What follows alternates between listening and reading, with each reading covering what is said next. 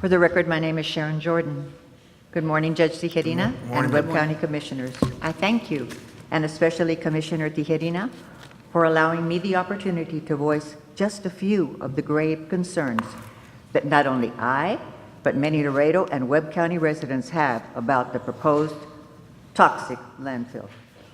Webb County already has 2 operational landfills that are estimated to have more than 100 remaining years of life. We do not need another landfill, especially one that will accept hazardous waste. The Pescadito permit application indicates that it will bring in waste from industries within an 800-mile radius, including from the states of Alabama, Arizona, Colorado, Kansas, Louisiana, Mississippi, Missouri, New Mexico, Oklahoma, and Tennessee, and maquiladora and other industrial waste from Mexico. The application includes Class 1, 2, and 3 industrial wastes that can be toxic. One of these specified is coal ash, a toxic material which contains mercury, chromium, arsenic, lead, selenium, boron, manganese, and other poisonous components. Dust is borne by the wind far and wide. The dust from erupting volcanoes can even circle the earth. It is certainly feasible that the prevailing southeast breeze will blow dust and debris from the proposed landfill into neighboring Las Lomas, Subdivision, Las Pilas, Pueblo Nuevo, the community at Las Blancas, the Judge Solomon Casib Correctional Facility, or Youth Village as it is called, and all the homes and businesses located along Highway 359 and Highway 59. The proposed landfill site is located, as the crow flies, just approximately 18 miles east of Laredo, so it is very possible and highly likely that the prevailing southeast breeze will blow toxic dust into our city as well. It is a fact that coal ash kills grass, plants, and trees and poses a serious health threat to humans. Are we really willing to take that chance? Factories throughout Mexico and our country make millions of dollars producing many great products that are sold in the U.S. and other countries. The downside to this is that by byproduct is industrial waste, some of which is toxic. These people aren't stupid enough to want to keep it in their communities where they and their families live and work. They want to send it to someone, anyone, who is, let's say, uninformed enough to take it.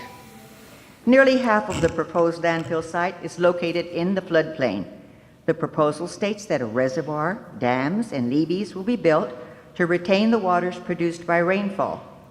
I sincerely doubt that will be possible in instances when heavy rainfalls occur. I personally have experienced this on a number of occasions. Some years ago, 7 inches of rain fell in a heavy downpour on our property adjacent to the ranch of the proposed landfill.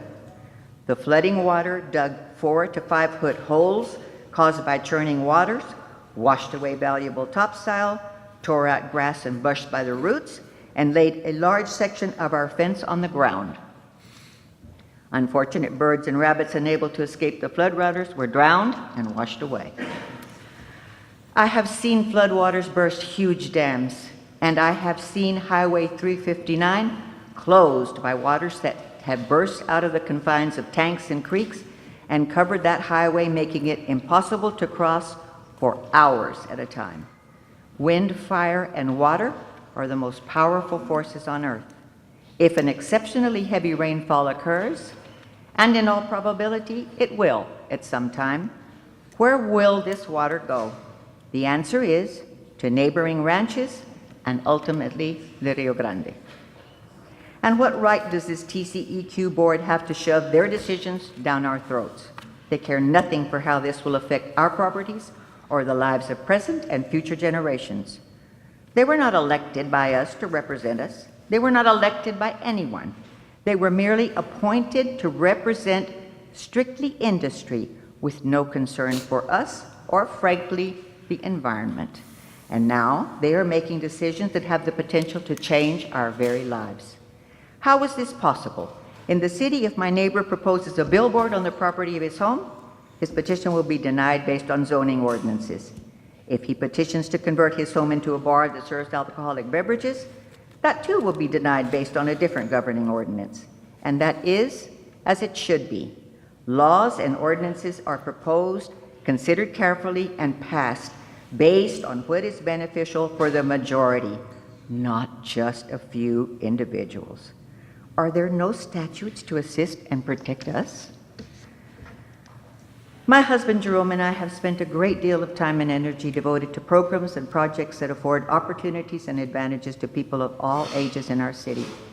Collectively, we have been active as board members of organizations such as Chamber of Commerce, United Way, Laredo Webb County Food Bank, Laredo Historic Landmark Board, Laredo Webb County Heritage Foundation, Laredo Parks and Recreation, Instituto Cultural Mexicano de Laredo, Salvation Army, Laredo Boys and Girls Club, Laredo International Fair and Exposition, St. Augustine School Board, Laredo Independent School District Board of Trustees, Society of Martha Washington, and proud sponsors of Little League baseball teams.